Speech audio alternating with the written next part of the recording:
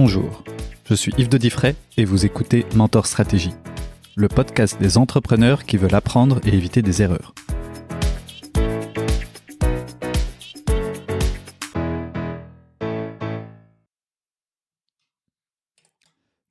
Bonjour Géraud.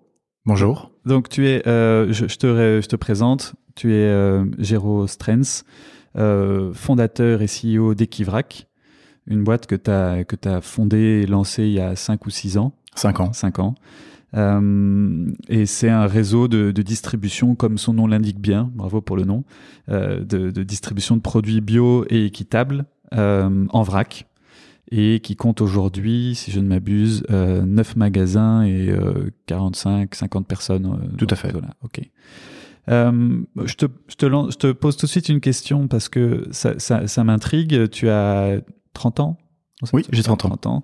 Tu as 30 ans et tu as lancé ça directement à la fin de tes études. Est-ce que c'est pas un peu fou de se lancer sans expérience ou est-ce qu'au contraire tu conseilles de le faire? Parce qu'en général on dit allez vous casser les dents d'abord dans une boîte de consulting ou je ne sais où, et puis ensuite lancez-vous. Et là, tu as fait l'effet inverse. Oui, tout à fait. Et c'est un pari fou, je pense aussi. Mais je pense que c'est la bonne période pour le faire, parce que dans la vingtaine, c'est vraiment le moment où on peut faire toute son expérience et faire des bêtises, comme on dit aussi, avoir des échecs, tenter, faire des erreurs, recommencer. Donc Equivrac est arrivé un peu à la fin de mon cursus. J'ai même pas terminé en fait mon cursus parce que j'avais entrepris un master en cours du soir pour compléter ce que j'avais fait avant. J'ai pas su le terminer puisque Equivrac a pris le dessus. Et un petit peu avant ça, en fait, j'avais lancé aussi une plateforme de crowdfunding qui s'appelle Equifin, en parallèle un peu du projet d'Equivrac, et qui a d'ailleurs aidé à financer aussi le projet Equivrac. Et encore un peu avant ça, durant mes études, j'avais une petite boîte d'événementiel avec un ami. Voilà, on n'a pas été très loin, on a organisé quelques événements, mais c'était les premières démarches entrepreneuriales entre guillemets de mon côté. Donc j'ai toujours eu cette volonté d'être entrepreneur, et je pense que c'est ce qu'il y a au fond de certaines personnes. C'est une volonté incorruptible de se lancer à tout prix, et je crois qu'il n'y a pas d'âge en fait pour se lancer. Je pense que ça peut commencer très tôt. Je me rappelle moi quand j'étais plus jeune aussi, j'animais des soirées ou j'ai fait à un moment donné des bijoux en perles que je vendais. Enfin voilà, c'est passé par plein de choses différentes, et voilà, c'est comme ça qu'on fait son expérience. Il y a pas d'âge, on peut avoir 15 ans, on peut avoir 10 ans, 12 ans. Et en fait, on apprend les relations humaines, on apprend ce que c'est aussi un petit peu l'économie, puisque voilà, ça reste de la vente. Et petit à petit, en fait, on prend des risques de plus en plus grands, mais en les considérant, puisqu'on sait, on a un peu une expérience passée, et donc voilà, ça nous permet de prendre des risques de plus en plus grands, et en fait d'arriver à des projets de plus en plus gros, avec de plus en plus de personnes et de plus en plus d'activités. Et donc, si quelqu'un a l'idée de se lancer, tu lui dirais lance-toi tout de suite, ou essaye petit à petit, ou fais en parallèle, ou t'embête pas avec un boulot, de toute façon, tu vas rien apprendre qui va te servir. Enfin, voilà. Je pense que dans tous les jobs, il y a un apprentissage d'office, on apprend des autres, on apprend de l'activité qu'on mène. Moi, j'ai envie de dire, c'est le goût du risque. Donc, si quelqu'un veut se lancer, je vais lui dire, vas-y, fonce. Il faut pas hésiter, il faut se lancer. En général, les gens qui disent, oui, j'aimerais bien faire quelque chose, mais dès qu'il y a un mais derrière, c'est qu'on a peur de sortir de sa zone de confort, on a peur d'arriver dans une zone d'insécurité, et c'est ça en fait qui freine parfois l'entrepreneuriat ou la volonté d'entreprendre. Donc il faut arriver à sortir de cette zone d'ombre et se dire allez, je fais dans ma zone d'inconfort, et c'est là que tout se crée en fait. C'est là qu'on dit que la magie se crée entre guillemets. Il faut arriver dans cette zone d'inconfort pour faire émerger la créativité, et à un moment donné, quand on y est, de toute façon, on n'a pas le choix. Quand on est confronté à des challenges et il y a des défis, il faut les remonter, il faut les relever. Donc il faut mettre en place des solutions pour les relever. Donc le meilleur moyen de le faire, c'est comme quelqu'un qui veut aller courir. Pour aller courir, il faut mettre ses baskets. Tant qu'on n'a pas mis ses baskets, on part pas courir. Ici c'est pareil pour l'entrepreneuriat. Il faut mettre ses baskets et il faut partir. Il faut pas se dire oui, je pense que je vais mettre mes baskets, regarder ses baskets de loin et attendre 10 minutes, un quart d'heure, puis ne jamais les mettre. Non, il faut se dire allez, je les mets. Une fois qu'elles sont au pied, on n'a plus le choix. On passe le pas de la porte et puis c'est parti. Ouais, c'est ça. Donc faut commencer par des petites étapes. Oui, par des petites étapes. Plutôt que des gros projets, parce qu'en général, voilà, si on commence un gros projet, on a peur de rater quelque chose de gros. Donc il vaut mieux rater quelque chose de petit et reprendre quelque chose par la suite de similaire pour réussir en fonction de son expérience faite. Tu parlais d'échec tout à l'heure, et tu en reparles là, raté. Il y en a qui t'ont marqué, des choses que tu as tentées où tu t'es dit, bon, ça y est, je suis passé à côté. Oui, je pense que tout au long de la vie, voilà, il y a toute une série d'expériences qu'on fait. Et c'est important, en fait, de prendre du recul et de relire ces expériences après coup. Donc, de les analyser, de se dire pourquoi j'ai échoué à ce moment-là. Donc voilà, il y a eu toute une série, voilà. En général, c'est plus des échecs au niveau relationnel et humain, je pense. Qui mènent après à des échecs sur un projet ou sur une activité. Donc c'est important de prendre du recul par rapport à ça et de comprendre en fait les autres, comprendre ce que eux veulent, ce que nous on veut, et de trouver une sorte de juste milieu qui permet de satisfaire tout le monde, mais aussi de satisfaire un objectif commun ou un objectif en fait qui n'est plus commun. Et c'est parfois aussi pour ça que moi j'ai eu des échecs de mon côté, parce qu'il y a une divergence dans la manière d'arriver à un objectif ou bien alors l'objectif final. Et aujourd'hui, t'es associé ou t'es seul? Je suis seul, j'avais un associé avant. Ok. Et ça n'a pas fait d'échec? Voilà, au début du projet, ça a bien fonctionné. Et puis voilà, il arrive un moment où il y a une divergence dans la manière de faire. Et donc, forcément, il y a une décision à prendre qui est très, très compliquée d'un point de vue humain, mais qui doit être prise. Il faut toujours penser aussi à l'objectif final et au projet qui a été lancé, aux personnes qui sont dedans. Donc voilà. Donc rester vigilant sur l'aspect humain, notamment l'association, avec qui, comment, pour être sûr qu'on soit bien cadré. Voilà, être certain de la manière dont on le fait et surtout être certain des objectifs. Je pense qu'il doit pas y avoir d'agenda caché, tout doit être clair chez tout le monde et c'est un peu ça la difficulté au début. Il faut pouvoir se faire confiance et se faire confiance sur le long terme et peut-être définir clairement les objectifs ensemble. Mmh. Tu parlais de tes études tout à l'heure. T'as des études particulièrement dans le domaine de l'entrepreneuriat ou c'est pas vraiment en lien? Alors un petit peu quand même. Donc j'ai un bachelier en comptabilité et gestion. Ça aide. On y est carrément. Ouais. Et surtout, oui, la comptabilité, voilà, c'est quelque chose de très important dans une entreprise évidemment, puisque gérer un flux financier, c'est primordial. Je pense que ça apprend une certaine rigueur aussi. Voilà, ça apprend une rigueur, une manière de faire. Et alors après, j'avais complété avec un master en sciences de gestion que j'ai pas terminé. Donc voilà, j'ai quelques cours qui m'ont aidé. Voilà.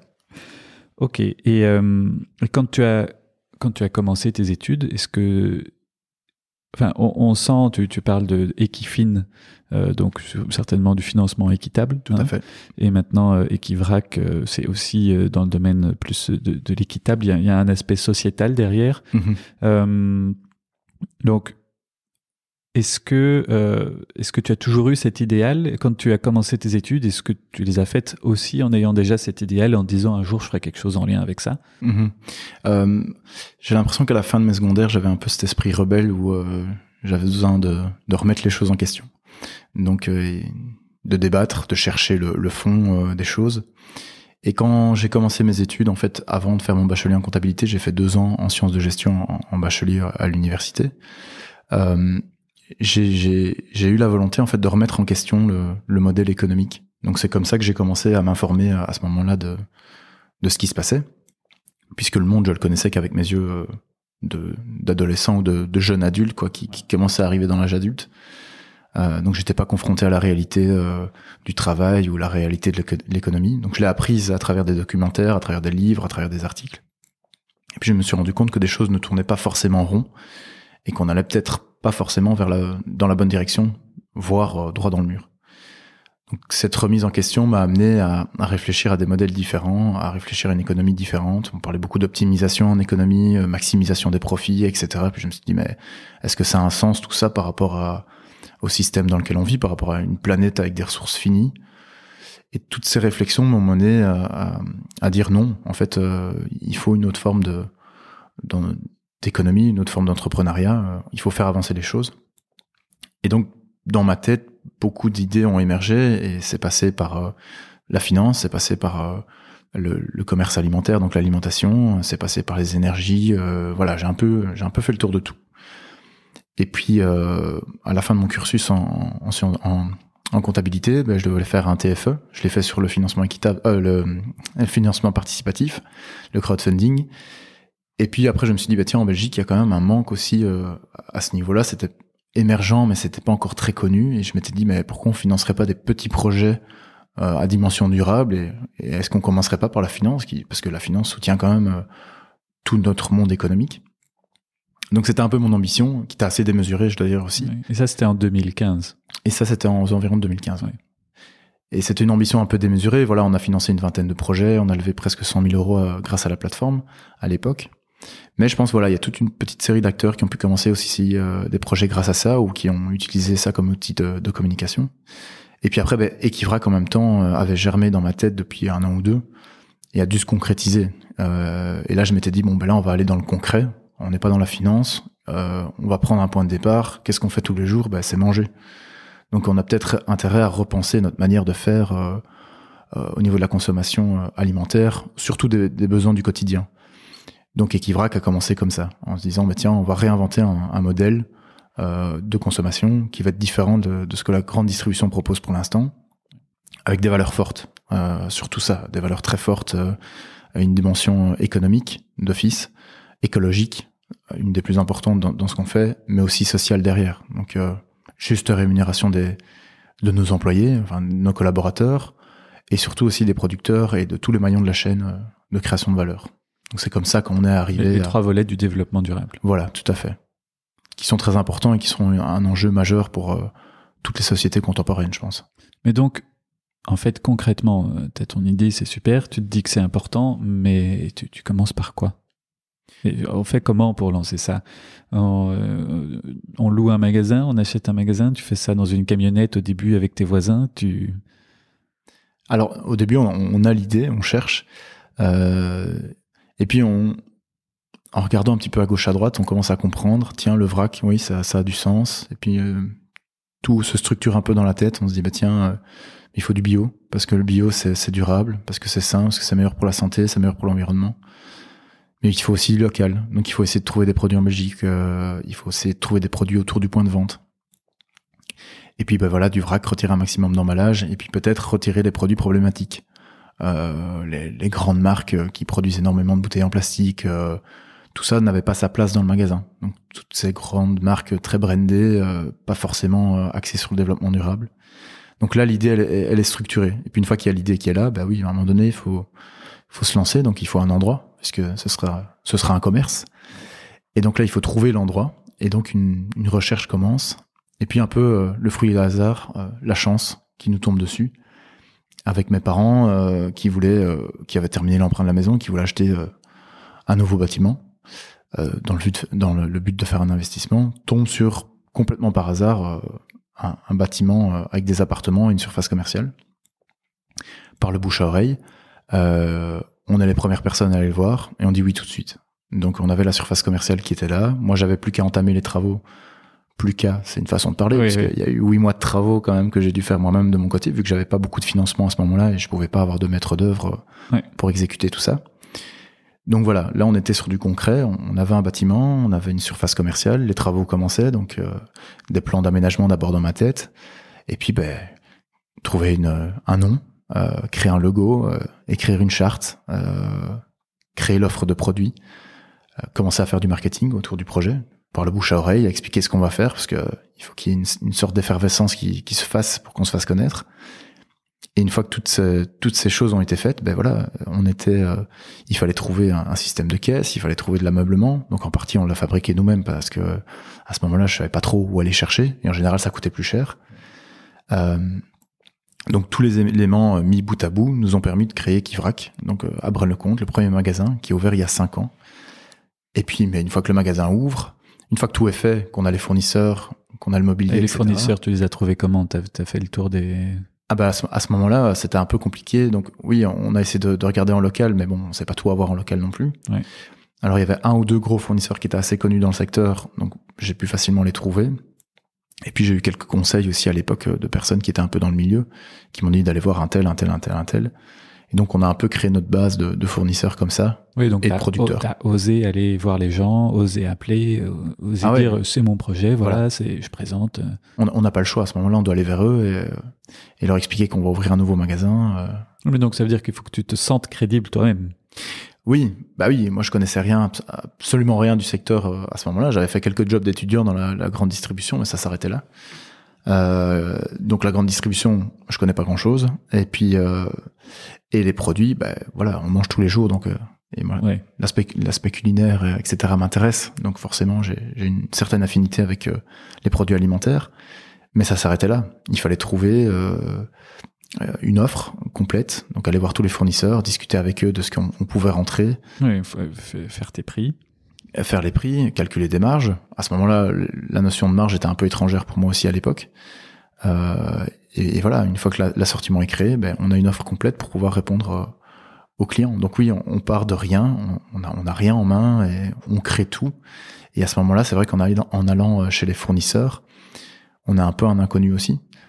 Je pense pas qu'ils avaient imaginé à l'époque que Equivrac deviendrait ce que ça commence à devenir aujourd'hui en tout cas.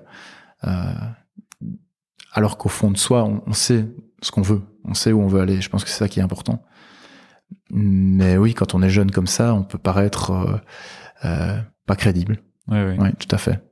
C'est un peu ça la difficulté, je pense. Donc tu as ton assortiment, ton local, ton mobilier, une caisse ou une caisse comment on veut dire, parce que ça marche, mais on sait pas trop.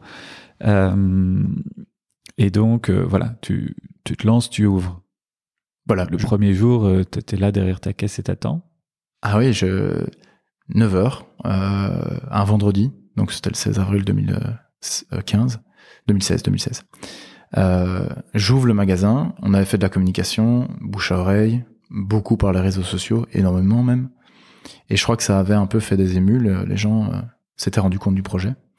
Alors moi j'ouvre en me disant, avec un plan financier très bas, hein, je me dis, qui va venir ? Ce que je suis en train de proposer là, c'est un peu en dehors de ce qu'on fait d'habitude. Ouais, c'est un peu jeter une bouteille à la mer et se dire, super, on espère que quelqu'un me réponde. Mon but, c'était de changer la consommation, pas de répondre à un besoin. Ce qui est complètement différent de certaines entreprises qui se disent, tiens, on va se lancer dans tel secteur parce qu'il y a un besoin, il y a... Oui, c'est créer un besoin. Voilà. Ici, moi, je répondais à un enjeu environnemental, économique, en disant, moi, je vais changer vos habitudes. Je vais pas vous dire de venir consommer parce que je réponds à un besoin. Non, c'est venez chez moi parce que je vais changer les choses et vous devez consommer différemment. Donc, il fallait déjà être prêt à se dire, moi, je suis prêt à consommer différemment. Donc, il faut déjà avoir ces valeurs-là aussi derrière. Il faut comprendre les enjeux. Et puis voilà, 9h, on ouvre le vendredi. Et je me rappelle très bien la première cliente, Linda, qui fait toujours ses courses chez nous aujourd'hui d'ailleurs. Qui rentre, on se connaissait pas à l'époque, qui fait le tour du magasin. Moi, j'étais en caisse, j'étais seul. Tous les rayons étaient prêts, les fruits et légumes étaient disposés. Enfin voilà, tout l'assortiment était fait. Et puis là, on se dit, mais qu'est-ce qui va se passer ? Comment va se comporter la clientèle aujourd'hui ? Est-ce qu'on va avoir du monde ? Est-ce qu'on aura du chiffre ? Est-ce qu'on va pouvoir payer une partie de nos fournisseurs ? Parce que c'était un pari aussi. Et puis, oui, en effet, les clients arrivent petit à petit, au fur et à mesure de la journée. Donc, on commence à discuter avec eux, ils découvrent, ils sont contents d'avoir ça près de chez eux. Et puis, on se rend compte, en fait, que oui, il y avait plein de gens qui cherchaient ce genre de solution. Et donc, au fur et à mesure du temps, on a eu de plus en plus de clients qui sont venus découvrir le magasin, qui sont venus des clients fidèles, en fait. On a continué à améliorer l'offre, puisque moi, je partais avec une base. Je dis toujours que si je devais ouvrir le magasin pour moi, il y aurait 50 produits. Aujourd'hui, on a 2500 références. Ah oui. Mais chacun a ses besoins. Donc, il faut écouter, en fait. À un moment donné, on n'a pas arrêté d'écouter les clients et on notait. On notait, on cherchait, on se disait, OK, ça c'est pertinent, on va aller voir un fournisseur pour voir s'il n'y a pas tel produit. Et donc, on a continué à améliorer l'offre comme ça. Encore aujourd'hui, d'ailleurs, ça fait partie de nos principales priorités. D'écouter le client, d'écouter les collaborateurs en magasin qui nous remontent de l'information en nous disant oui, il y a tel produit qui est recherché. Et alors ce qui se passe maintenant, c'est qu'on a les clients qui sont en avance par rapport à nous sur les enjeux écologiques. En fait, au début, moi j'étais entre guillemets éduqué à ça, je m'étais auto-éduqué sur ces enjeux en me disant mais il faut que je trouve des solutions. Mmh. Donc je les trouvais moi-même et je les proposais. Maintenant c'est l'inverse, c'est le client qui dit là vous êtes un peu à la page, vous n'êtes plus à la page. Il y a des trucs plus écologiques, quoi. Il y a des produits plus écologiques, il y a des solutions plus écologiques. Donc on doit accélérer le mouvement parce qu'on veut rester un exemple aussi dans la grande distribution et chercher les meilleures solutions possibles, quoi. Donc on écoute les clients qui nous amènent des idées encore plus fraîches. Ils vont plus vite que nous. On n'a pas le temps de trouver les idées avant eux. Et donc, de toute façon, en fait, quand tu t'es lancé, tu t'es pas lancé avec un assortiment de 2000 produits. Tu t'es lancé avec 100, peut-être même pas. Oui, on avait un peu plus quand même, mais on devait être... je sais plus trop, mais je crois qu'à l'époque, on devait être entre 5, 600, 700 produits peut-être. Ouais, quand même. Ouais. Il y avait quand même une bonne base. Hein. Voilà. Le but du jeu, c'était quand même de pouvoir faire quasiment toutes ces courses alimentaires chez nous. Voilà, avec des produits qu'on a rentrés, qu'on a sortis aussi parce que c'était pas pertinent dans notre magasin. Et maintenant qu'il y a plus de points de vente, les comportements sont différents d'une région à l'autre, d'un quartier à l'autre. C'est pas les mêmes clients.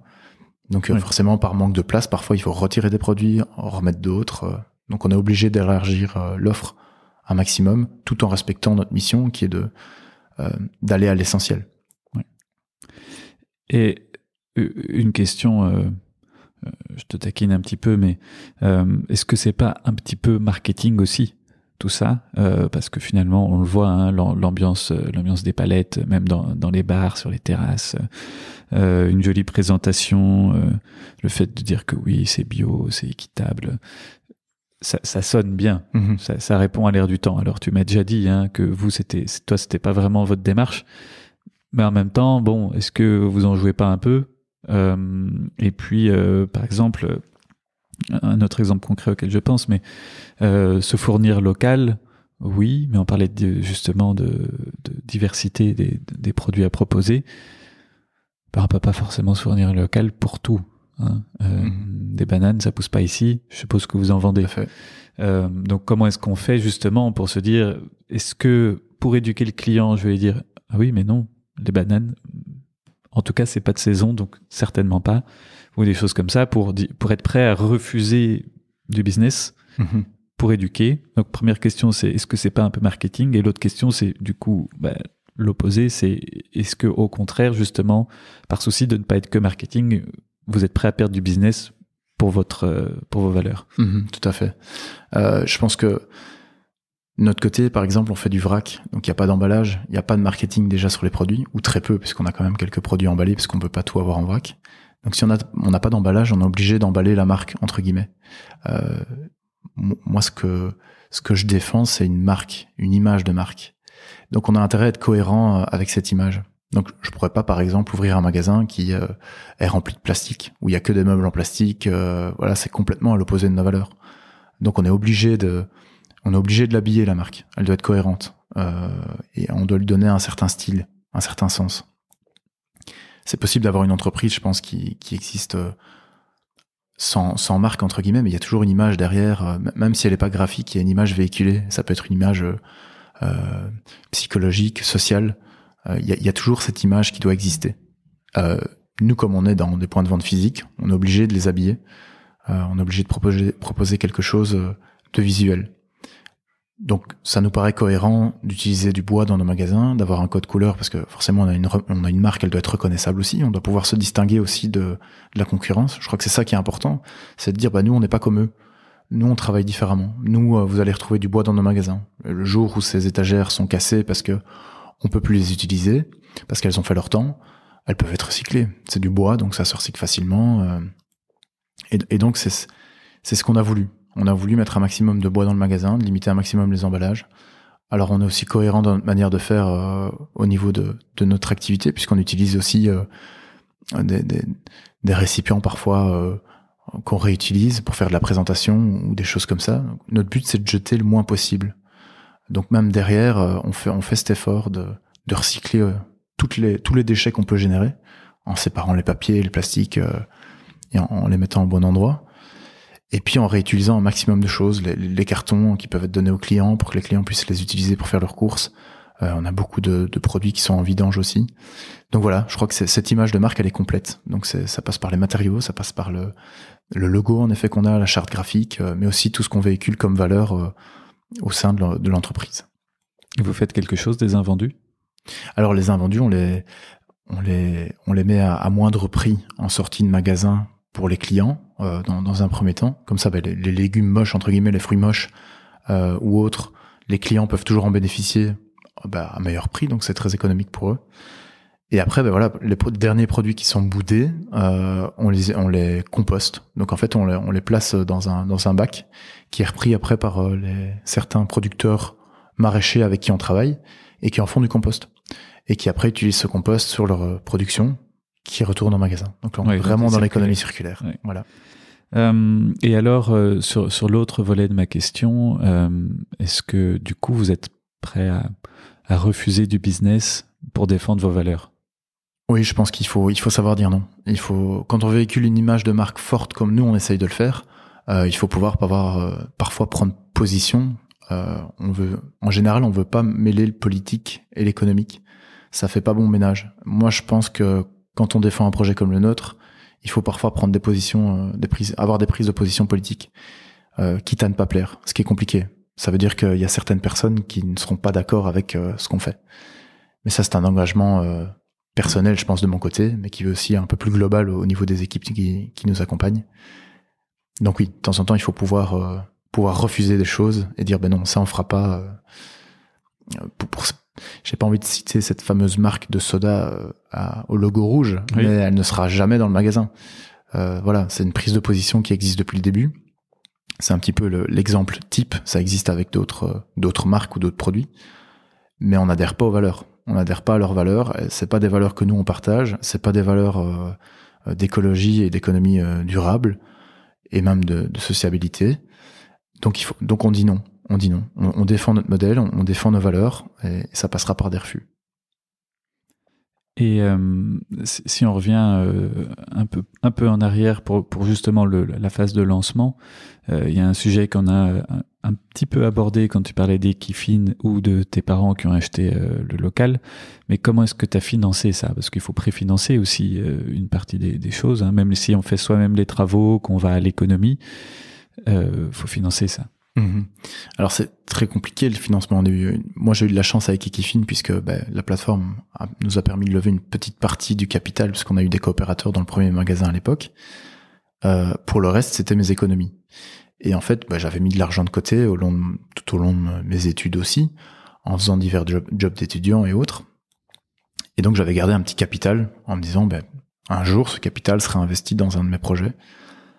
Et donc Equivrac a démarré avec ce capital-là. Pour Equifin, par exemple, c'est un peu différent, puisque là, on était sur une plateforme en ligne, oui. Donc on n'avait pas besoin de financement. Il faut pouvoir la développer, mais voilà, c'est tout. C'est ça.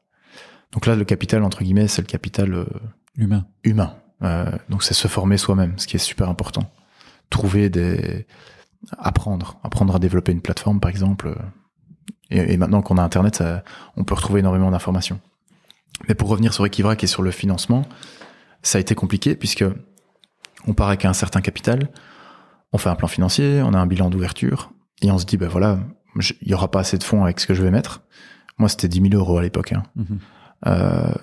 Et donc, il faut trouver un moyen de faire. Alors, ouvrir son capital à d'autres personnes, c'est prendre le risque de perdre le contrôle. Ouais. Et démarrer un projet sans en avoir le contrôle, c'est pas évident. Enfin, je l'ai jamais fait en tout cas de mon côté, mais j'imagine que ça doit être compliqué. Donc, l'alternative, c'était la banque. Donc, on commence par une tournée des banques. On va voir plusieurs banques, on cherche, on présente les plans financiers, et puis, au fur et à mesure, on se fait claquer la porte au nez, entre guillemets, parce qu'on nous dit, oui, mais non, c'est pas viable, c'est pas crédible, ça n'ira pas. Oui. Les gens veulent pas ça. Oui. Et le banquier est quand même assez distant aussi du marché. Ça reste une personne qui agit dans un univers financier, donc c'est parfois compliqué de faire passer des idées. Mais ce qui est normal aussi, parce qu'ils veulent pas prendre de risques, c'est un petit peu le jeu. Nous, on veut prendre des risques, eux, pas trop. Oui. Donc, il faut trouver le juste milieu. Et alors... Alors, ils prennent des risques, mais avec des garanties, des limites. Voilà. En général, ils prennent des risques très considérés. Ce qui s'est un peu passé, on est tombé sur un banquier qui nous a pas dit non, qui a compris le plan financier, qui a compris les enjeux, l'objectif, et qui, en fait, a réfléchi à un système pour nous permettre de garantir une partie du crédit, parce que c'était ça la problématique. On avait emprunté 50 000 euros à l'époque avec 10 000 euros. Mmh. Et donc, il fallait trouver un petit peu... et c'est grâce à lui, parce qu'il a fait preuve d'une certaine créativité, trouver des leviers qui, en fait, étaient des leviers publics. En Belgique, on a beaucoup de chance, puisqu'ils existent, grâce à l'asso Walfin et à l'asso Camut aussi, notamment. Et il faut utiliser ces leviers-là. Je pense que l'État a mis ça en place pour permettre l'émergence de nouveaux projets d'entrepreneuriat. Et il y a des banques qui font confiance à ces leviers et qui les mettent en place et qui aident les entrepreneurs à démarrer grâce à ça. Donc il faut trouver le bon banquier qui va vous aider à démarrer votre projet en utilisant les bons outils. Nous, on a eu de la chance, on est tombé sur cette structuration du crédit, entre guillemets, et on a pu démarrer avec un crédit suffisant pour démarrer le projet. Donc c'est la difficulté. Si d'autres personnes devaient se lancer comme ça et trouver une levée de fonds, lever des moyens financiers, il faut faire une tournée de banques. Il faut aller voir toutes les banques. Un maximum, en tout cas, avoir une idée bien claire de ce qu'on va faire, bien la présenter, des chiffres structurés, c'est ultra important parce que le banquier, voilà, principalement, il va lire un tableau. Donc il doit être bien fait, ce plan financier. Le bilan d'ouverture, pareil. Et alors ne pas partir sur des scénarios complètement abracadabrantesques, entre guillemets, trop optimistes. Moi, je préfère toujours partir du plus négatif possible en me disant que de toute façon, on fera mieux. Donc je démarre très souvent un plan financier de cette manière-là. Donc oui, il faut pas avoir peur. Il faut aller voir plusieurs banques. Et il faut leur présenter le projet, et il faut prendre le risque de se faire claquer la porte au nez. Mais il existe d'autres moyens aussi. Oui, c'est ça. C'est amusant parce que la plupart du temps maintenant, les gens quand ils se lancent pour faire une start-up, ou parce que c'est une start-up, une PME en tout cas, ils pensent tout de suite lever des fonds et voilà, ça brûle du cash, mais c'est pas le même concept. Ah non, moi je suis partisan de démarrer avec le moins possible. Et c'est avec le moins qu'on fait le mieux. On est obligé de trouver des solutions créatives et c'est à ce moment-là qu'on réduit les coûts et qu'on devient concurrentiel aussi. On part avec peu de moyens, donc on grille pas de cash, on n'a pas le choix. On doit en générer il faut de la trésorerie.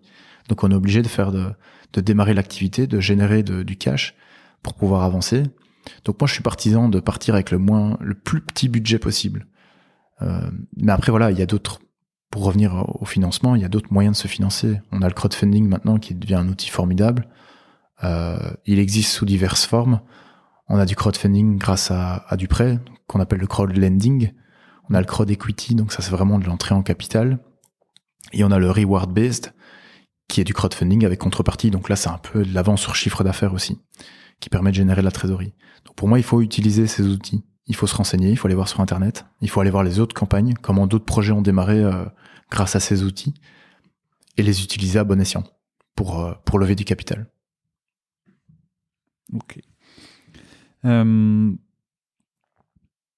Si on regarde l'activité d'Equivrac aujourd'hui, on a bien parlé de la marque, mais je pense que c'est pas le seul. Et qu'est-ce que tu dirais être les vrais facteurs clés de succès? Qu'est-ce qui fait que ça marche? Je disais marque, c'est marque et positionnement, je pense. Mm-hmm. J'en vois 3-4. Je pense qu'un des premiers, celui qui m'a permis en tout cas de démarrer et de garder mon énergie au début, c'est d'avoir un objectif clair. Dans ma tête, je voulais faire du développement durable. Ça passait par l'alimentation, donc je savais très bien où j'allais. Et toujours se rappeler d'où on vient. Donc se dire pourquoi j'ai fait ça.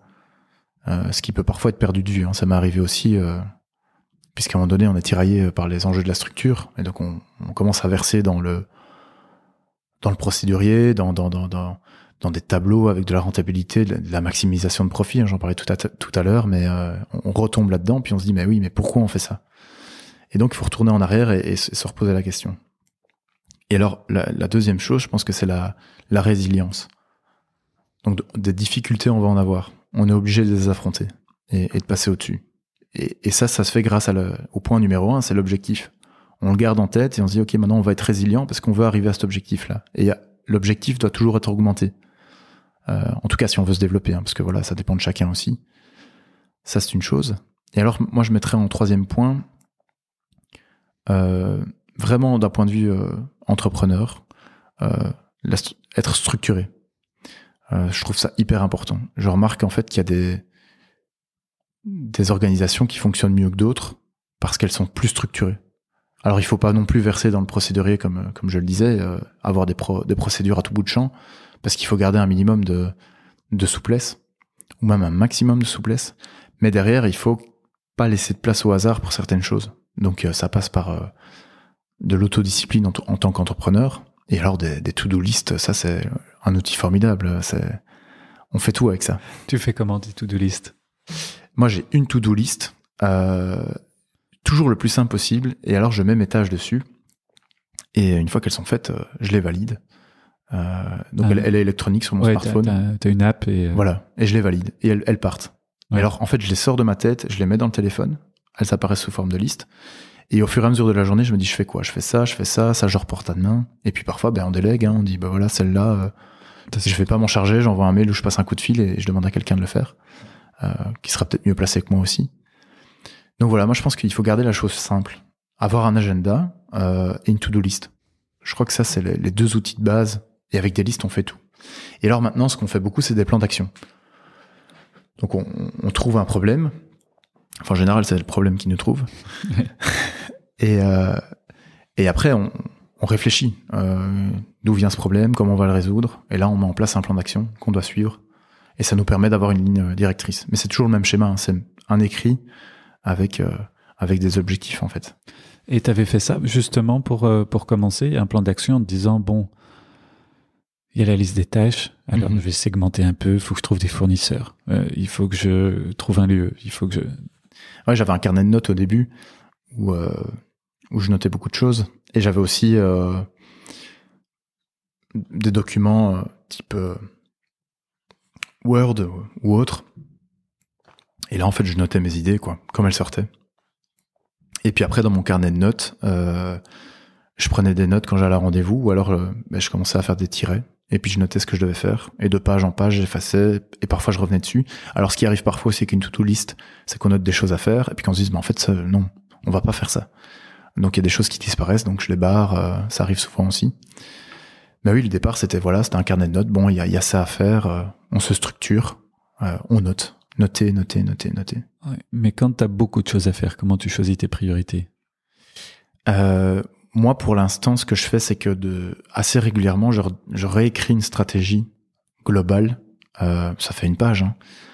Je dirais tous les 2-3 mois, ça peut être une par trimestre, qui me permet en fait de me dire, tiens, on a avancé sur des gros chantiers, il y a encore d'autres choses à faire, mais je dois repenser ma stratégie sur le trimestre qui vient, ou sur les 6 mois ou sur l'année. Donc redéfinir des objectifs. C'est ce que je fais de mon côté, et puis je communique ça à mon équipe, puisque maintenant on a une petite équipe de management. Mais j'ai aussi commencé à faire ça parce que j'avais une équipe, et que donc il fallait redonner une direction tous les 3 mois, entre guillemets, à l'équipe. Et puis en cours de route, évidemment, ça peut changer aussi. Hein. Il y a des choses qui sont mises en place, et puis on les rechange, et on dit, non, on va pas faire ça, on va faire autre chose autrement, parce que on n'a pas le budget, parce qu'on n'a pas le temps, ou parce que ça c'est plus une priorité, donc il faut faire autre chose. Donc voilà, c'est quelque chose qui se repense en permanence. Mais il faut une base qui nous permet de nous dire, ok, je m'étais fixé ça, on va suivre ça comme ça, pas perdre un fil conducteur. Un fil conducteur, c'est ça. Justement, tu parlais de communiquer avec l'équipe qui grandit, on en a parlé en intro, vous êtes presque 50. Comment est-ce que justement tu fais pour garder cet idéal? On parlait tout à l'heure de maximiser les profits, ça revient au galop. Et justement, malgré la rentabilité, parce qu'il faut aussi que ce soit rentable, tu commences à avoir la responsabilité de 50 personnes qui doivent quand même avoir leur salaire à la fin du mois, qui doivent... Donc on peut pas tout planter du jour au lendemain en disant maintenant j'en ai marre. Et en même temps, il faut garder l'idéal au risque de perdre la rentabilité. Donc comment est-ce que tu fais, où est-ce que tu mets le curseur? Alors c'est intéressant qu'on parle des équipes parce que on parlait tantôt des petits des tuyaux pour les entrepreneurs.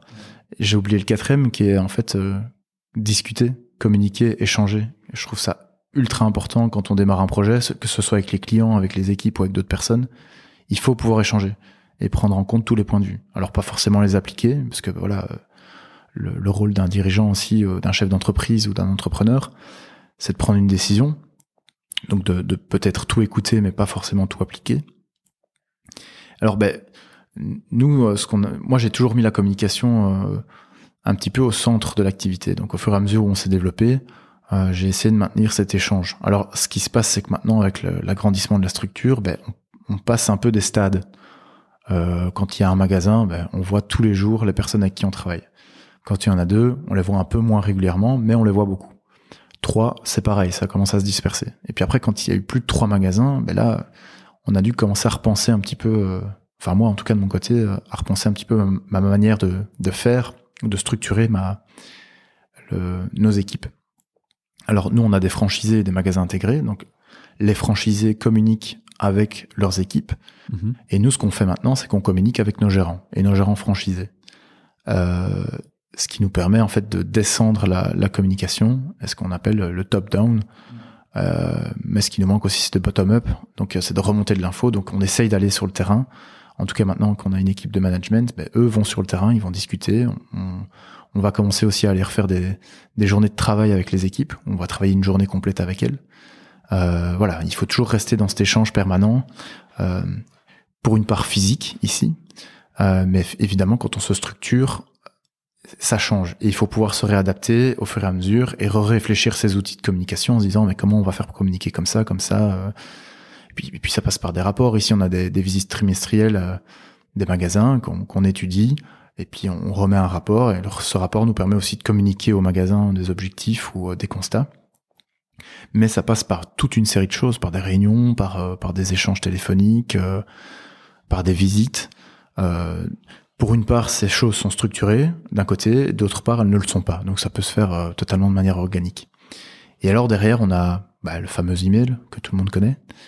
Et maintenant, avec l'avènement des smartphones, on a des systèmes de chat que nous, on utilise de manière professionnelle, avec, je pense, 3-4 salons.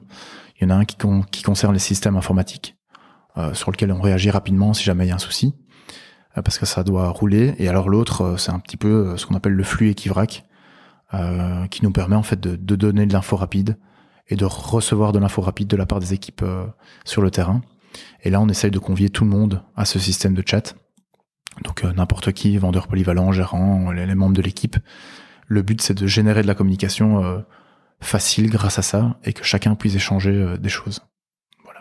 Oui, parce qu'il faut réussir à garder la dynamique globale et la même ambiance.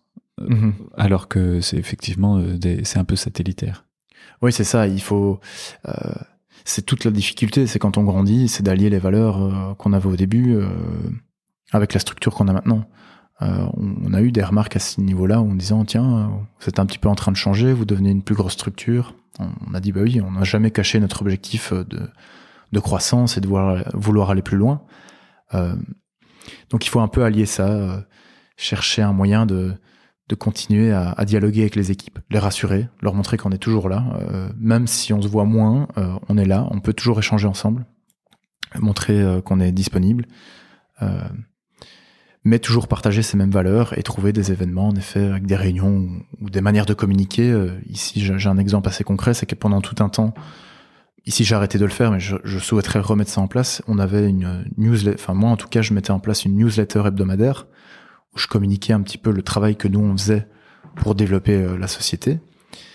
Nous on a une newsletter produit aussi et on a une newsletter process. Donc ça nous permet de communiquer toutes les semaines des nouveautés à propos des produits, sur l'offre, etc. Oui. Et les process c'est une fois par mois sur les procédures qu'on met en place. Comme ça on a une communication qui est structurée. Alors moi ce que je fais savoir. Voilà, faire savoir, c'est surtout ça, c'est de donner l'info. On donne jamais trop d'infos, donc il faut absolument parler, écrire, sans noyer non plus. Il faut rester quand même un minimum structuré. Parce que sinon on perd le fil et on sait plus ce qu'il y a. Quand on l'a remarqué ici, on a beaucoup de choses qui ont changé, on a donné énormément d'infos et on a remarqué que des infos n'étaient pas passées tellement il y avait de l'info. Donc il faut toujours garder une certaine limite. Et alors avant, pendant tout un temps, j'ai eu la newsletter hebdomadaire où je communiquais et en fait ça donnait une vision. C'est un petit peu comme si on était sur un bateau et en tant que capitaine on dit on va aller par là parce que ceci, parce que cela. Donc on donne un cap toutes les semaines, quoi, entre guillemets. On sait où on va, mais on dit tiens, aujourd'hui on va faire ça comme route. Et je pense que ça permet de garder la motivation et puis ça permet aux équipes de voir avec nous, d'avoir cette vision avec nous. Et d'ailleurs j'avais lu ça en fait dans un livre du fondateur de Starbucks que je recommande, Howard Schultz, je pense. Il y avait quand même comme ça quelques astuces que lui donnait, dont celle-là, qui était ultra intéressante. Et je me suis dit, tiens, celle-là, je vais l'appliquer, je vais la tester. Et j'ai remarqué que ça fonctionnait. Et depuis que je ne le fais plus, parce qu'évidemment, on s'est développé très vite l'année passée, il y a des choses qui ont malheureusement été arrêtées, comme cette newsletter. Je me dis que ça manque. Donc j'aimerais bien remettre ça en place. Et tu parlais tout à l'heure justement de franchisé. Le concept de franchise est assez répandu, mais pas forcément très connu des entrepreneurs. Ça peut, je pense, être à la fois un levier quand toi tu te développes en tant que société, en tant qu'entrepreneur et du coup tu fais venir des franchisés, ou alors quand tu cherches une idée pour te lancer. Est-ce que tu peux nous en dire un petit peu plus sur l'intérêt d'une franchise, comment ça marche? C'était un exemple concret ou des choses comme ça à partager? Alors, je recommande déjà de regarder le film de Founder, qui est sur la création de la franchise McDonald's. Voilà, c'est un petit peu éloigné de nos valeurs, mais c'est très intéressant comme film. Et ça apprend plein de choses, je pense, qui sont très liées à la franchise, en tout cas des problèmes que nous on a rencontrés aussi, puisque c'est une franchise qui est aussi sur du physique, puisque c'est des points de vente comme nous, parce qu'il existe plein de types de franchises évidemment. Pour reciter cette fameuse marque de soda au logo rouge, oui. Ils utilisent aussi les systèmes de franchise pour la production, par exemple. Ok. La franchise, c'est un moyen très intéressant de se développer rapidement. Il faut pas toujours brûler les étapes, évidemment. Mais ça permet beaucoup de choses. Ça permet notamment l'échange d'idées. Donc, quand on a de nouvelles personnes qui arrivent dans la franchise, elles voient pas forcément de la même manière certaines choses. Donc en fait, on innove ensemble. Donc nous, on innove de notre côté, on met ça en pratique dans tout le réseau, et puis les franchisés peuvent aussi innover. Et puis on peut voilà, tout à fait. On peut en faire bénéficier tout le monde. Alors la franchise, ça peut paraître simple au début, en tout cas dans l'idée, puisque c'est un contrat en fait qui régit un franchiseur et un franchisé, et ce contrat les met d'accord sur certains grands principes. En général, c'est l'image de marque d'office, des procédures, une offre de produits, une manière de faire. Donc il y a un savoir-faire qui est secret en général, et c'est sur ce savoir-faire que le contrat est rédigé. Ça, c'est pour l'aspect juridique. Alors, surtout pour ceux qui veulent se lancer dans la franchise, être bien entouré, parce qu'un contrat, c'est un accord qui est long, puisque ici, il peut régir... l'accord, il peut être régi sur 9 à 12 ans. Nous, on a des contrats de 12 ans. Donc, c'est long dans le temps. Donc, il faut pas laisser de place à l'erreur non plus. Il faut pouvoir concilier toutes les parties. Et surtout, il faut pouvoir garder une certaine défense sur le projet, puisque les franchisés pas contents, ça peut arriver aussi. Et il faut faire attention. Ça, c'est pour la partie juridique. Alors, une fois que ça s'est fait, après, nous, ce qu'on a remarqué au début, étant jeune société, c'est qu'on n'a pas assez fait de formation. On l'a reconnu par la suite. On a essayé de se rattraper aussi par rapport à ça. Pas assez de formation. Toi ou vis-à-vis de tes équipes? On n'a pas assez formé les équipes, en fait. Quand on lance une franchise, il faut que les personnes qui vont travailler avec nous, qui vont devenir des partenaires, soient suffisamment informées de l'activité et de nos valeurs aussi, et de notre manière de travailler. Et surtout en termes de management. Donc elles doivent pouvoir vivre de l'intérieur, dans ce cas-ci, les magasins. Donc on doit pouvoir les accompagner avec un plan de formation, etc. Oui, c'est ça, qui t'a passé une semaine déjà dans un magasin pour voir comment ça se passe, voir l'ambiance. Alors ça, c'est fait en partie, mais ça s'est fait de manière un peu désorganisée, puisque les formations n'ont pas vraiment été les mêmes chez tout le monde, en tout cas pour les 3 franchisés qu'on a pour l'instant. Donc on n'a pas vraiment structuré ça. Maintenant on a structuré la chose, et donc les futurs franchisés qui vont venir frapper à notre porte, ils seront entourés. Vous entendez? Voilà, n'hésitez pas. Là, ils seront entourés. On aura une méthode, on sait où on va, puisqu'on a fait des erreurs aussi, donc on sait par où on doit aller, même si ça doit être toujours amélioré. Donc ça, c'est une chose. Donc c'est bien formé, avoir un concept bien défini, donc un cadre légal, un cadre juridique, un concept bien défini évidemment, rentable, c'est très important, même si la notion de rentabilité au début n'était pas mise le plus en avant chez nous, parce que le but c'était de se développer, et la rentabilité, on s'était dit du moment que ça fonctionne et qu'on a assez de trésorerie, allons-y. Maintenant on est beaucoup plus axé sur la rentabilité, parce qu'il faut que ça soit pérenne dans le temps, donc financièrement ça doit tourner, quoi. Donc on a aussi fait des erreurs là-dessus, et on les a corrigées. Et en fait, la dernière chose, c'est l'aspect humain. Le partenariat, en fait, avec le franchisé, c'est un vrai partenariat, c'est un mariage, un contrat de franchise, c'est un mariage. Même si on vit pas avec la personne, on la côtoie souvent, donc on doit pouvoir se comprendre, on doit pouvoir dialoguer, ne jamais rompre la communication, c'est très important, et concilier la vie de tout le monde. C'est compliqué parce que le franchiseur a sa manière de voir, le franchisé aussi. Alors en général, on n'est pas forcément d'accord. Quand il y a un désaccord, c'est qu'il y a un souci, donc il faut creuser, il faut comprendre pourquoi. Pas forcément chercher à avoir raison à tout prix, mais c'est de trouver un peu ce terrain d'entente, ce juste milieu, via des win-win sur certains points. Donc voilà, ça la franchise, c'est une communication permanente avec les franchisés. Et alors, il faut les choyer. C'est un peu compliqué parce que nous, à un moment donné, on avait une structure trop légère pour ce qu'on lançait. Maintenant, elle est plus conséquente. Et maintenant, c'est ce qu'on essaie de faire, c'est leur faire un vrai suivi en étant derrière eux, en remettant tous les trimestres un rapport de suivi, en ayant des visites régulières de la part de notre district manager, de la personne responsable des produits. Donc on essaye d'avoir ce suivi où on dialogue avec eux, on les écoute, on écoute leurs demandes et on essaye de faire avancer les choses au rythme de la musique. Parce que parfois, eux ont envie que ça aille vite. Nous, on a les franchisés, on a tout le concept, donc on a pas mal de boulot. Donc le but, c'est de faire avancer la musique quand même, mais pas trop vite non plus, sans devoir forcément brûler les étapes. Et ça, c'est pas toujours facile à faire comprendre non plus. Donc ils veulent qu'on aille vite, mais on n'a pas toujours non plus toutes les armes en main pour avancer super vite. Donc voilà, moi j'ai envie de dire que c'est beaucoup du dialogue, de l'écoute, et vraiment l'humain au centre. C'est pas que des chiffres qui seront montés tous les mois ou des objectifs à atteindre, c'est vraiment voilà, qu'est-ce qu'ils veulent, qu'est-ce qu'ils attendent, pourquoi ils le font, comment ils le font, comment on peut les aider, qu'est-ce qu'ils peuvent nous apporter, qu'est-ce qu'on peut leur apporter. C'est toutes ces questions et ce dialogue qui doit être ouvert en permanence. Comment est-ce que tu t'es dit il me faut des franchisés? Enfin, pourquoi déjà et comment? Donc, comme je le disais, ça permet de se développer rapidement, ça c'est un premier point. Puis on se rendait compte qu'avec nos capacités financières et notre structure à ce moment-là, on n'avait pas assez de moyens pour se développer vite. Donc ouvrir des points de vente avec nos fonds, par exemple. Mais est-ce que c'était vraiment un objectif?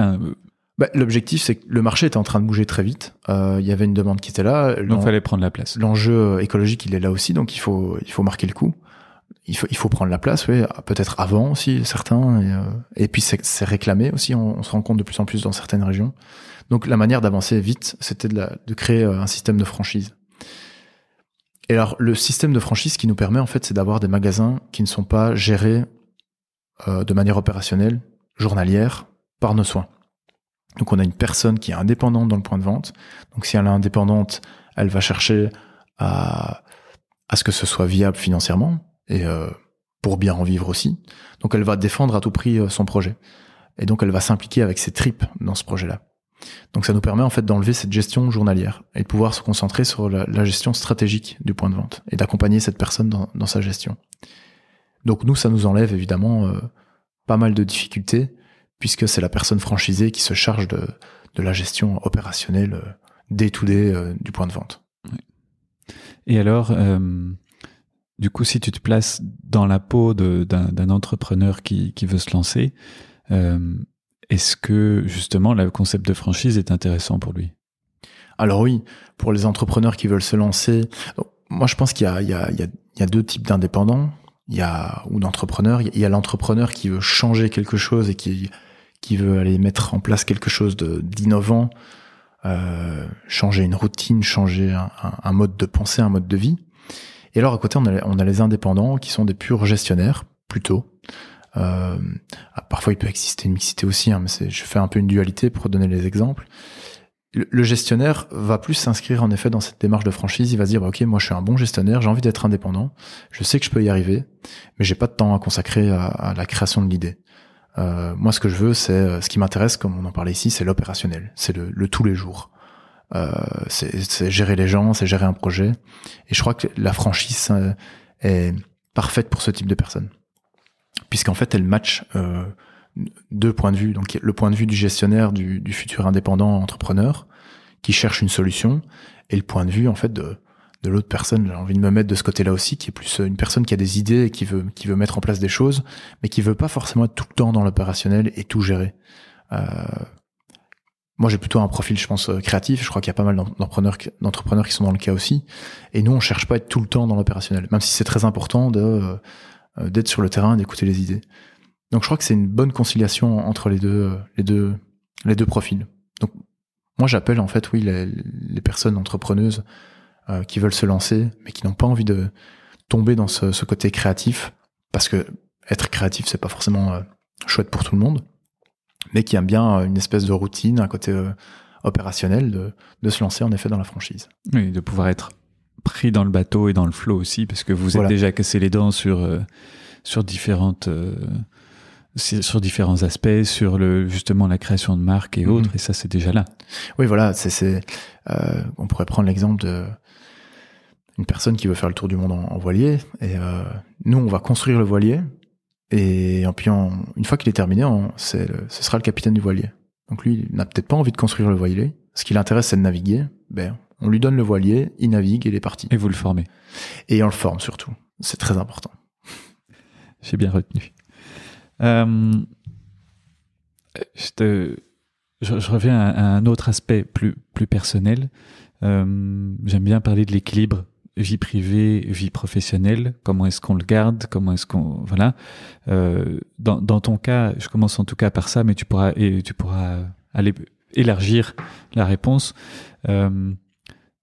Être entrepreneur jeune, au sortir des études, et du coup déjà avec la responsabilité d'équipe, déjà des enjeux qui te font probablement mûrir très vite, est-ce que c'est facile, ou est-ce que tes amis ils étaient peut-être encore étudiants à l'époque, ils n'ont pas les mêmes réalités, et comment est-ce qu'on fait pour vivre ça? C'est vrai que c'est très compliqué, puisque j'ai un cercle d'amis où la plupart sont salariés, donc c'est pas toujours facile de comprendre que moi je suis très orienté sur mes projets. Parfois ça nous arrivait de dire tiens, on parle pas boulot, sauf que moi j'avais besoin de décharger. Ouais. donc c'est pas toujours facile, puisque eux ne veulent pas l'entendre d'un côté, et que moi d'un autre côté j'ai besoin de décharger aussi.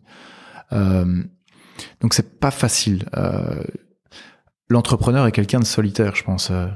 En tout cas, pour avoir discuté avec d'autres entrepreneurs, je me rends compte que oui, en effet, on est un peu seul. À part quand on se rencontre. Oui, voilà, on n'a pas le choix. On est seul à mener la barque, et donc on peut pas se reposer sur nos équipes non plus forcément, parce que parfois c'est des décisions compliquées à prendre, et donc on peut pas mêler les équipes à certaines idées ou décisions. Donc il faut pouvoir trouver le moyen d'aller discuter ailleurs. Alors ça passait par des amis avec qui j'ai beaucoup échangé. J'ai un ami qui est aussi chef d'entreprise, avec qui j'échange pas mal.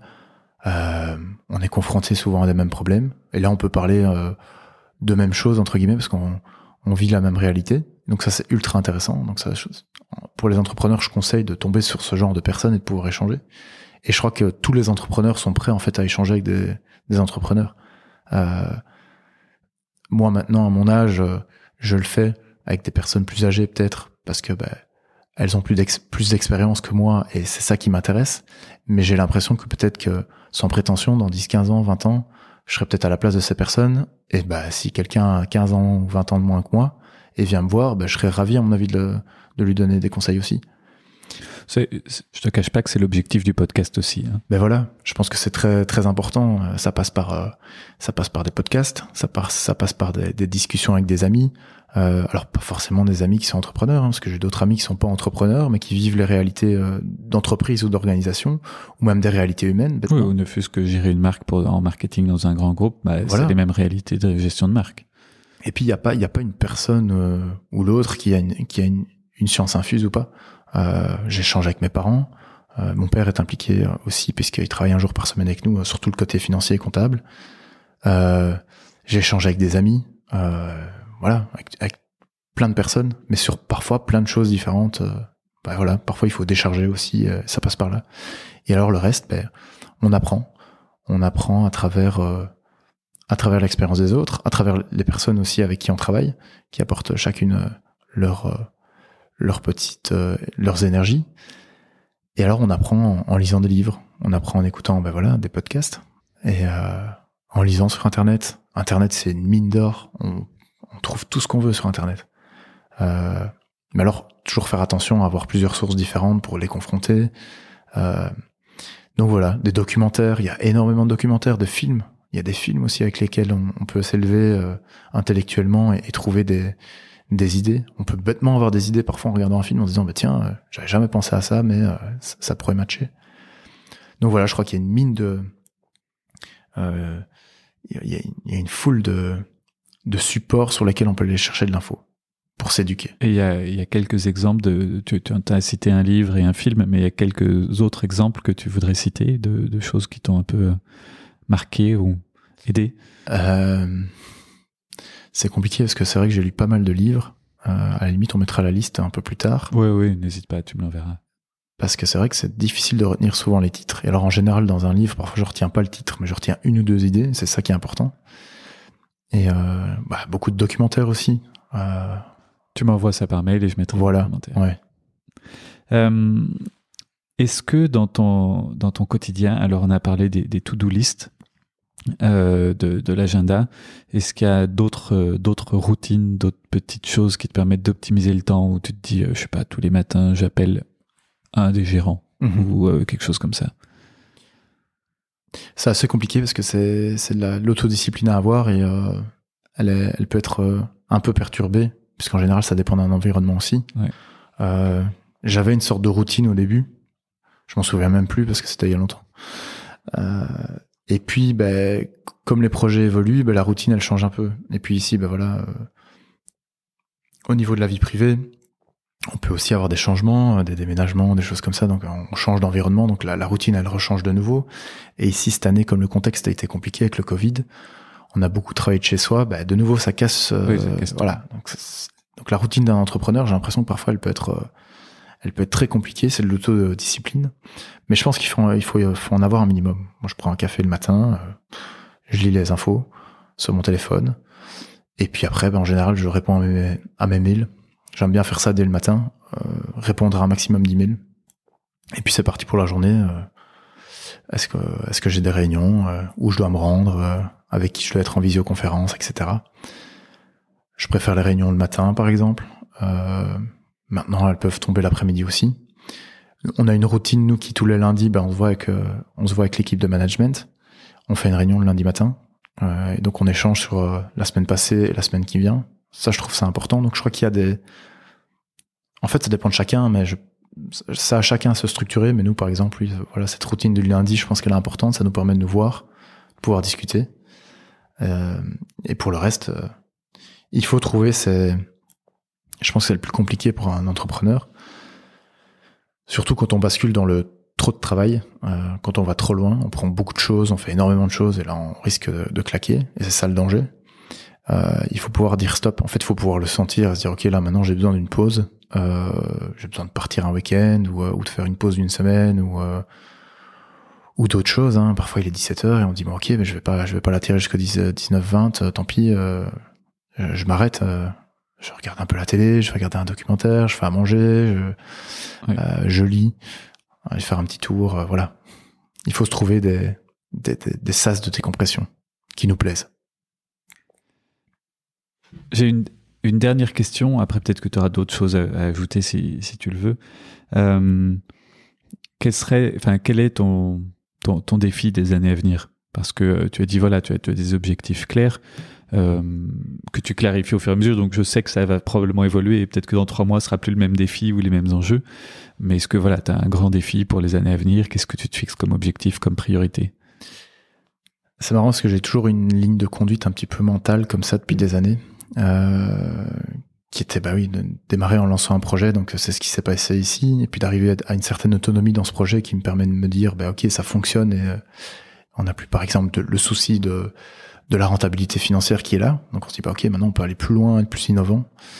Ça, c'est important.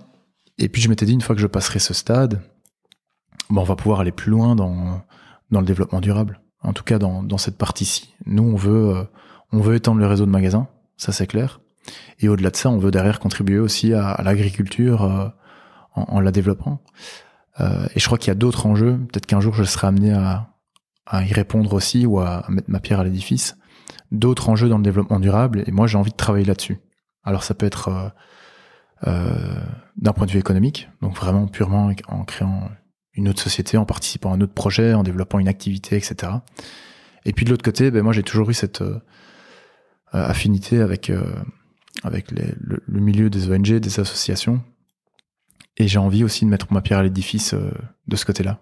J'ai envie de ne pas être que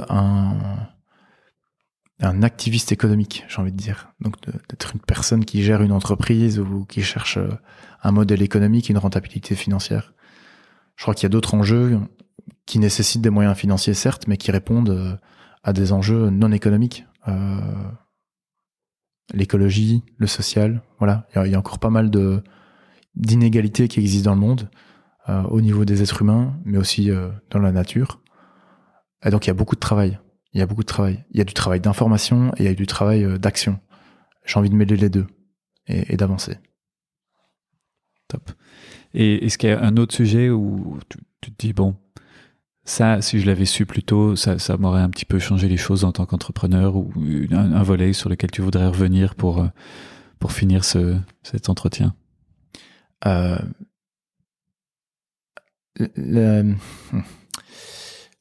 La chose à laquelle j'ai été confronté, à mon avis, en commençant, ou même plus tard, c'est les rapports entre les personnes. J'avais une idée un peu préconçue à cause de mon écosystème, à mon avis, d'amis, de relations et de proches, de la relation humaine. Et puis je me suis rendu compte que dans le monde du travail, dans les entreprises, c'était un peu différent. Les gens n'ont pas forcément les mêmes objectifs, les mêmes idées.